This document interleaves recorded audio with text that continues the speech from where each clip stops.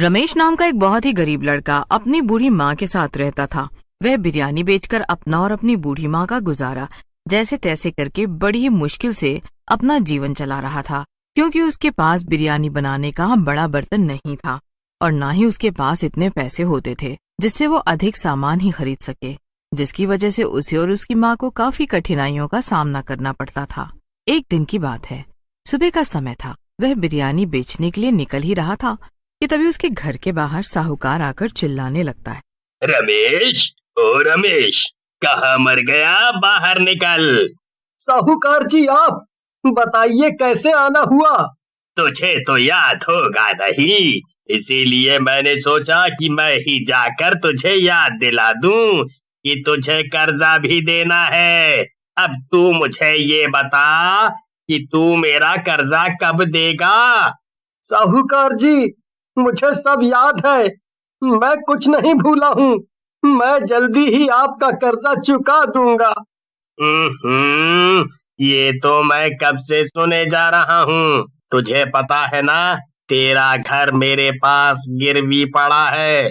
अगर तूने 1 महीने के अंदर मेरा कर्जा नहीं दिया तो मैं तेरा घर ले लूंगा। रहम रहम मालिक, ऐसा ना कहिए। मैं जल्दी ही कोशिश करता हूँ आपका कर्जा लौटाने का। यह कहकर साहूकार चला जाता है और रमेश बेचारा चिंता में पड़ जाता है। 1 महीने के अंदर मैं साहूकार का कर्जा कहाँ से चुकाऊंगा? अगर मैंने उसका कर्जा नहीं चुकाया तो वो मेरा घर ले लेगा। नहीं नहीं, मेरे पास इस घर के अलावा कुछ भी नहीं है। ये घर मेरे पिताजी की निशानी है। मुझे कैसे भी करके साहूकार का कर्जा चुकाना होगा, पर कैसे? साहूकार के जाने के बाद रमेश भी बिरयानी बेचने चला जाता है और चौराहे पे जाकर बिरयानी बेचने लगता है। दोपहर तक वह सारी बिरयानी बेचकर खत्म कर देता है। आज भी थोड़ी बहुत ही कमाई हो पाई थी, जिसकी वजह से वो बेहद परेशान हो जाता है। दोपहर होते होते उसकी सारी बिरयानी भी खत्म हो जाती है, तो वो घर की तरफ निकल पड़ता है। पूरे रास्ते वो बस यही सोचता जा रहा था कि वो साहूकार का कर्जा कैसे चुका पाएगा। तभी रास्ते में पीपल के पेड़ के नीचे से जाते हुए अचानक से उसके ठेले के नीचे पत्थर आ जाने से उसका बैलेंस बिगड़ जाने से उसका ठेला लुढ़क जाता है और उसके ठेले पर रखे बिरयानी बनाने का मटका गिरकर टूट जाता है। अब तो ये देखकर रमेश वहीं पर बैठकर अपना सर पकड़कर रोने लगता है। हे भगवान, ये क्या हो गया? मेरी बिरयानी बनाने का मटका टूट गया। अब मैं बिरयानी किस में बनाऊंगा?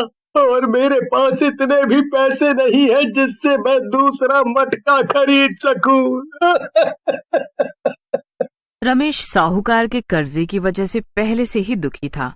अब तो उसका मटका भी फूट गया। मटका फूटने से वो और भी ज्यादा दुखी हो जाता है। ये सब सोचकर वो रोने लगता है। तभी उसकी नजर पेड़ के नीचे रखे मटके पर पड़ती है। मटका?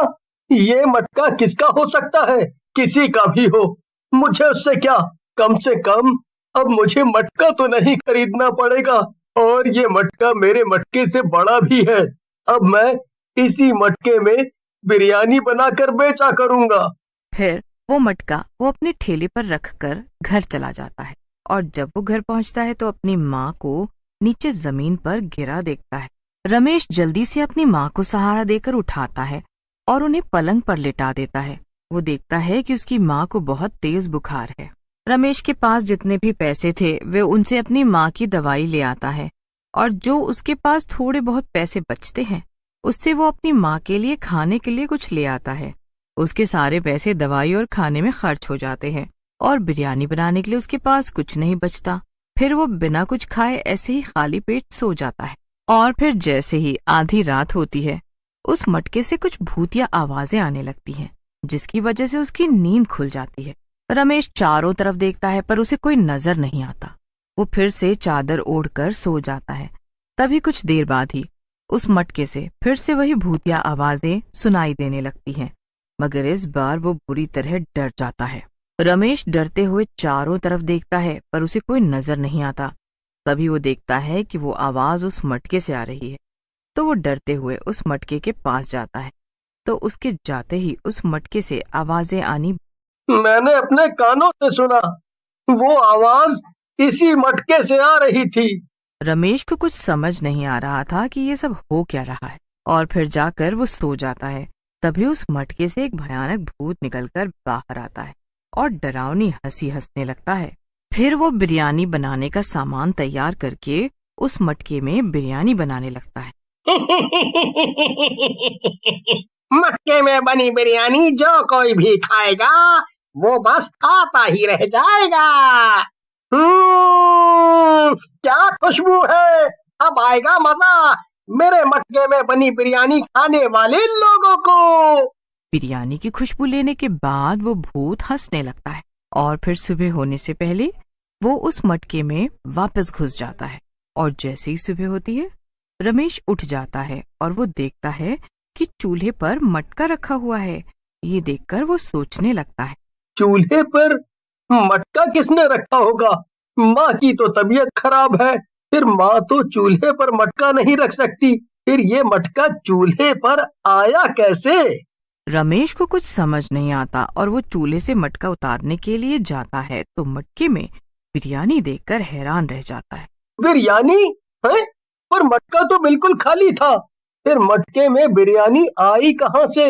और इस बिरयानी की खुशबू तो बड़ी ही अच्छी आ रही है। सही है, अब मैं इसे जल्दी से चौराहे पर बेचने चला जाता हूँ। फिर रमेश मटका बिरयानी को अपने ठेले पर रख उसे चौराहे पर बेचने चला जाता है और ठेला खड़ा करके वो बिरयानी बेचने लगता है। उसकी मटका बिरयानी की खुशबू चारों तरफ फैलने लगती है, जिससे आसपास के सभी लोग मटका बिरयानी की खुशबू से उसके ठेले के पास आ जाते हैं। क्या बात है रमेश भैया, आज तुम्हारी बिरयानी की खुशबू तो बड़ी ही अच्छी लग रही है। ये सुनकर रमेश खुश हो जाता है। फिर रमेश सभी लोगों को अपनी मटका बिरयानी खिलाने लगता है। उसकी मटका बिरयानी खाते ही सभी लोग खुश हो जाते हैं। वाह, क्या स्वाद है, आज से पहले हमने ऐसी मटका बिरयानी कभी नहीं खाई। कुछ बात तो है इस बिरयानी में। इसी तरह रमेश के ठेले पर और भी आदमी बिरयानी खाने आ जाते हैं और उसकी मटका बिरयानी खाने लगते हैं। जो भी मटका बिरयानी खाता है उसकी तारीफ किए बगैर नहीं रहता, और इसी तरह शाम होने से पहले ही उसकी सारी मटका बिरयानी खत्म हो जाती है और उसकी कमाई भी अधिक होती है, जिससे वो बड़ा ही खुश होता है। फिर रमेश जल्दी से ठेला लेकर घर आ जाता है। रमेश को खुश होते देख उसकी माँ भी खुश होती है। उन दोनों को खुश देख वो भूत भी बहुत खुश होता है। फिर रमेश और उसकी माँ दोनों खाना खाकर सो जाते हैं और फिर आधी रात के बाद वो भूत फिर से आता है और मटका में बिरयानी बनाने में लग जाता है। और फिर जब उसकी मटका बिरयानी बनकर तैयार हो जाती है तो वो अपने जादू से उसमें खुशबू डाल देता है और उसकी खुशबू सूंघने लगता है। और फिर जैसे ही सुबह होने वाली होती है, फिर सुबह होने से पहले ही वो भूत मटके में घुस जाता है। और जब रमेश सोकर उठता है तो आज भी वो चूल्हे पर मटके को रखा हुआ देखकर हैरान होता है। फिर रमेश अपनी माँ के पास जाकर पूछता है, माँ, क्या चूल्हे पर तुमने मटका रखा है? नहीं तो, मैंने तो नहीं रखा चूल्हे पर मटका। उसकी माँ भी जब मटके को चूल्हे पर रखा हुआ देखती है तो वो भी हैरान हो जाती है। फिर रमेश और उसकी माँ दोनों मटके के पास जाते हैं तो और भी ज्यादा हैरान हो जाते हैं। उसे और उसकी माँ को कुछ समझ में नहीं आता और फिर रमेश चौराहे पर जाकर ठेला खड़ा कर बिरयानी बेचने लगता है। उसकी मटका बिरयानी की खुशबू से आज पहले से भी ज्यादा लोगों की भीड़ इकट्ठा हो जाती है और उससे बिरयानी की लोग मांग करने लगते हैं। देखते ही देखते उसकी सारी बिरयानी बिक जाती है और आज उसकी पहले से भी ज्यादा कमाई होती है। फिर रमेश अपना ठेला लेकर घर चला जाता है। फिर जैसे ही रात होती है, रमेश और उसकी माँ दोनों खाना खाकर सो जाते हैं। लेकिन रमेश नहीं सोता, वो सोने का नाटक करने लगता है। तभी जैसे ही रात होती है तो वो भूत मटके से बाहर आता है और हंसने लगता है। उसे मटके से बाहर आता देख रमेश बुरी तरह डर जाता है। तभी वो भूत मटका बिरयानी तैयार करके बनाने लगता है और जब वो बन जाती है तो वो उसमें अपनी जादू से खुशबू डालने लगता है। तभी वो भूत रमेश को देख लेता है। अच्छा, तो तुमने मुझे देख लिया, अब मैं यहाँ नहीं रुक सकता। वैसे भी अब मेरे जाने का समय आ गया है, मुझे जाना होगा। धन्यवाद भूत जी, जो आपने मेरी इतनी मदद की। फिर एक तेज सी रोशनी आती है और वो भूत उसमें गायब हो जाता है और उसे मुक्ति मिल जाती है और रमेश साहूकार से अपना घर छुड़ाकर अपनी माँ के साथ खुशी खुशी रहने लगता है।